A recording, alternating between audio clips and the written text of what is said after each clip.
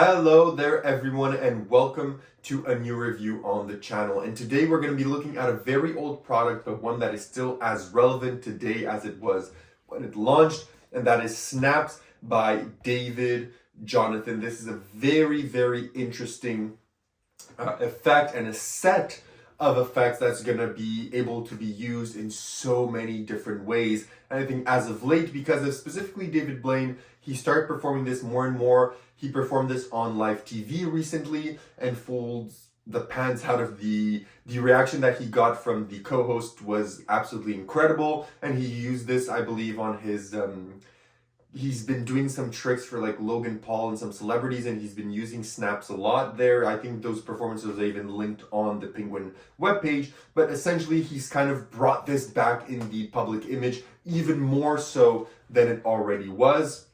And I'm here to do a deep dive into snaps for you. So let's roll the intro and get straight into it.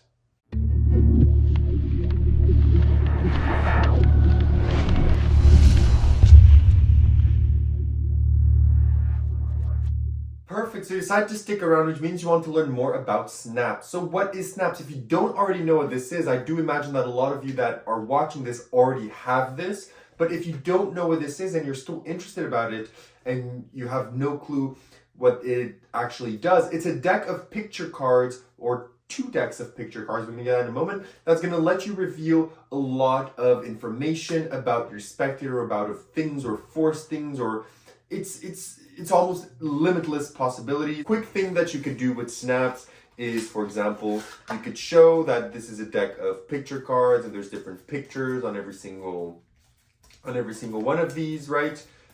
Then you could,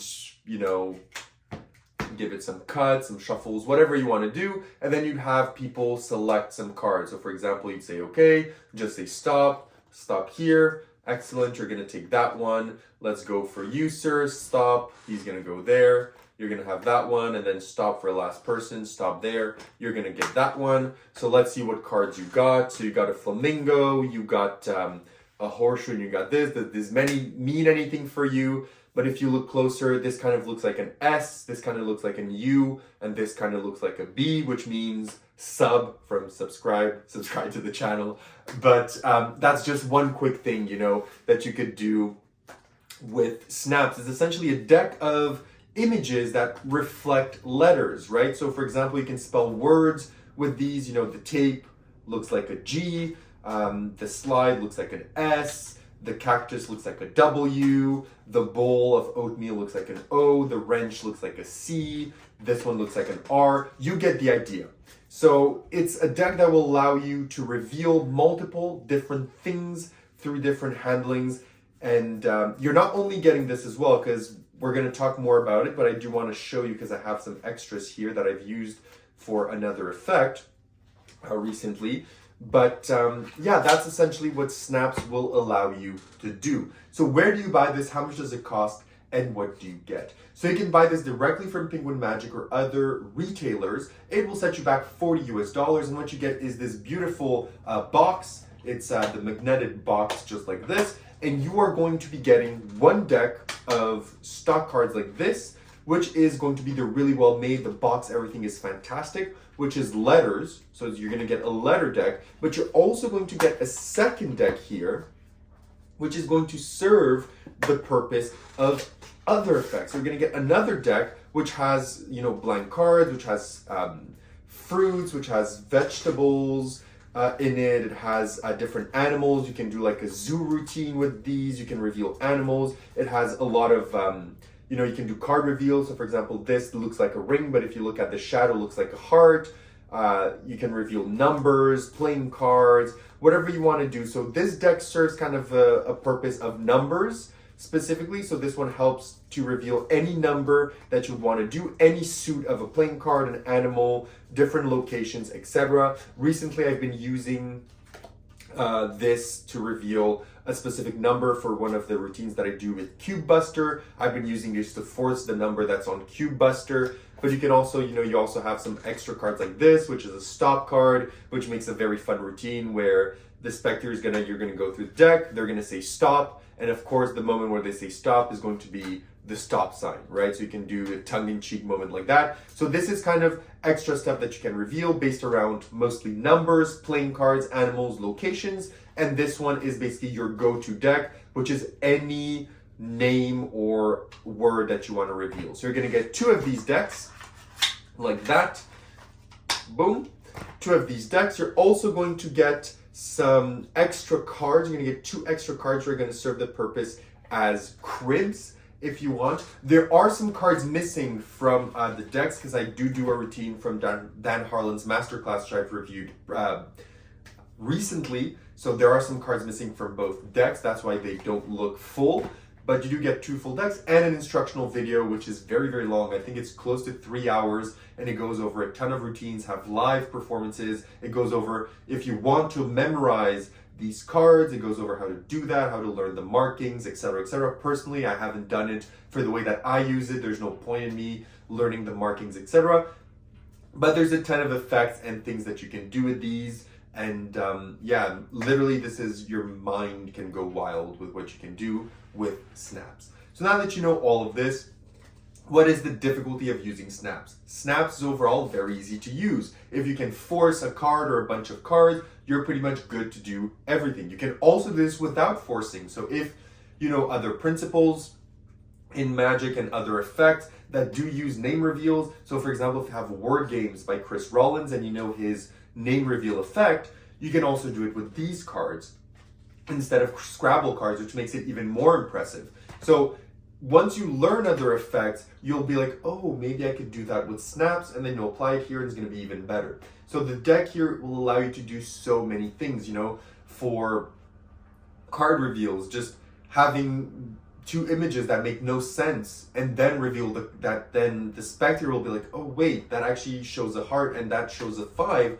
The 5 of hearts, that's the card I was thinking of. So using these, you know, is so much more strong than a written prediction or anything like that. It can just elevate all of the tricks that you do. So overall, they're relatively easy to use. If you can just force a card on a spectator, use your favorite routines that you already know with these cards, well, yeah, relatively easy to use. If you want, you can even use them just as predictions in an envelope. You place 2 cards in an envelope, you say, does that mean anything to you? They're going to say no. You say, oh, okay, I thought it would. You do an effect and you say, wait, you said those cards didn't mean anything to you, right? And then boom.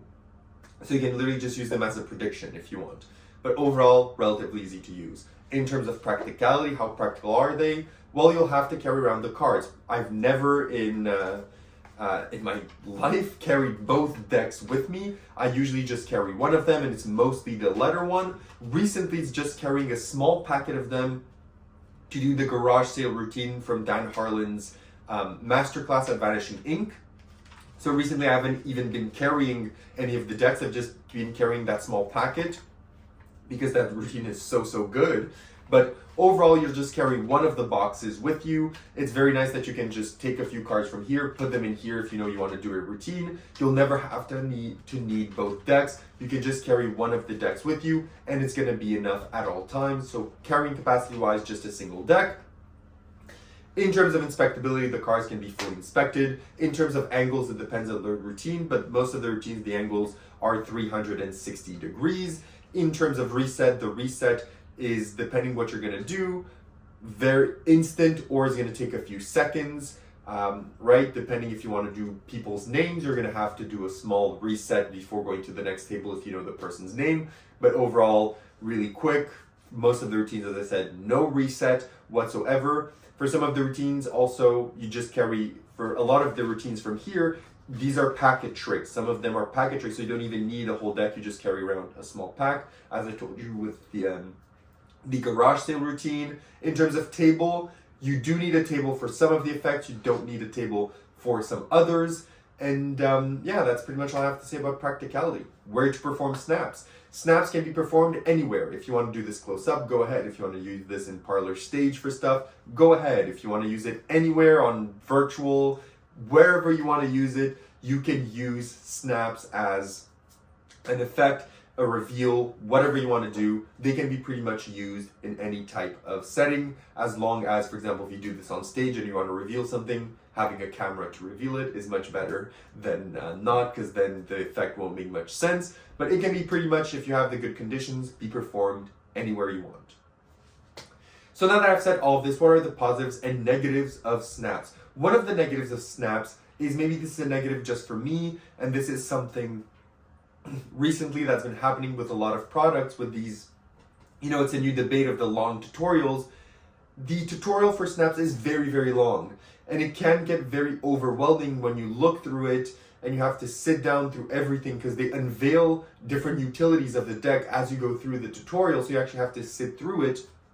It just felt overwhelming, and it just took me a long time to get into it, because it was so overwhelming to watch, like 4-ish, close to 5 hours, or I know it's more than 3 hours, but I think could be even closer to 5 hours. It's been a long time since I've watched the tutorial, but it does get a bit intimidating, especially when you want to learn just 1 or 2 effects, or you have a specific effect in mind and you have to watch 5 hours of tutorial to make sure that you understand the effect that you want to do. It is a bit rough, and because there's so much packed into these decks, you do have to watch the whole tutorial to understand, because if not, you're never going to understand all the intricacies, because you're going to be like, oh, what do I do with these animal cards? Well, if you don't watch the tutorial at 2 hours and 50 minutes because you skipped, you're not going to learn or understand what you do with the animals, etc. So the tutorial is a bit overwhelming, and that's something, that I feel, especially now with all these projects having 8 to 10 hours of tutorial, like that's more than a full-time job to look at a tutorial for an effect.